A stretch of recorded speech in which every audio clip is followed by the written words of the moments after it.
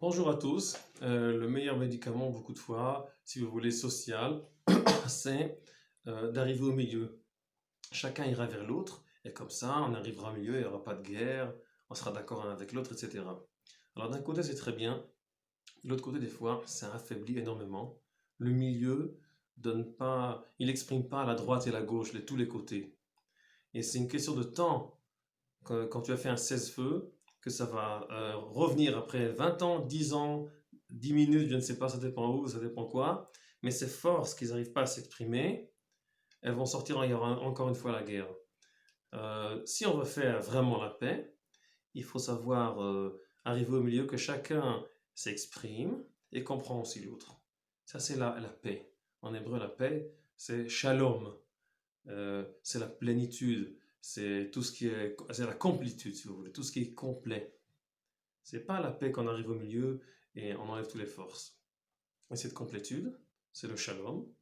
Et le serpent, le nachash, au commencement, quand il y a qu'Adam Arishon et Chava et Ève ont pris le fruit qui les a convaincus, il leur a dit pourquoi pas en fait.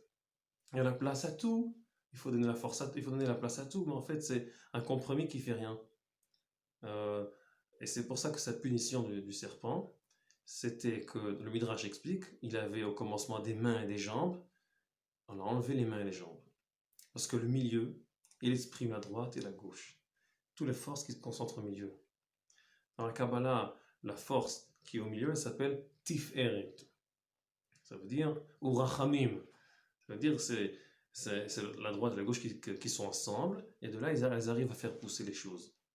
Mais le serpent, il a fait le contraire. Il a mis le centre, mais sans la droite et la gauche. Alors c'est ça sa punition.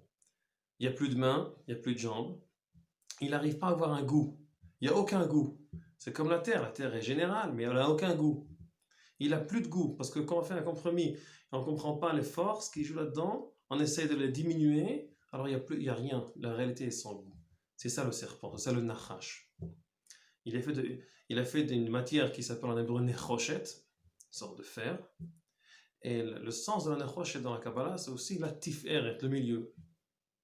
Et dans le Mishkan, dans le temple, il y avait où qu'on faisait les sacrifices, le misber, il était fait autour de nechoshet, de cette sorte de fer, que c'est la force du milieu. Mais c'est la force du milieu qui fait la paix entre la droite et la gauche, entre tous les sens de la réalité.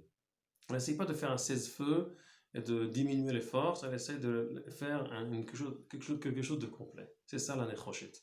Et dans notre paracha, on montre le serpent, et c'est ça le médicament. Ils doivent voir le serpent, ils doivent se souvenir, dit le Rav Kook, qu'il y a le milieu, il y a la droite et la gauche, et tout doit aller en même temps.